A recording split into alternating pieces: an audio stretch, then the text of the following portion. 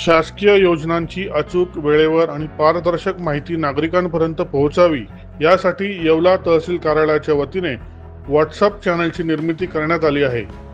Digital सक्षमीकरणाच्या दिशेने एक महत्त्वपूर्ण असून या चॅनलचे लोकार्पण राज्याचे माजी उपमुख्यमंत्री छगन भुजबळ यांच्या हस्ते झाले। यावेळी तहसीलदार आबा महाजन, नायब तहसीलदार पंकज मगर, जिल्हा परिषदेचे माजी अध्यक्ष राधाकिशन सोनवणे, राज्य अल्पसंख्याक आयोगाचे सदस्य हुसेन शेख उपस्थित होते। या चॅनलच्या माध्यमातून योजनांची माहिती, अर्ज प्रक्रिया, महत्त्वाचे अपडेट्स नागरिकांना थेट त्यांच्या मोबाईलवर मिळणार आहेत।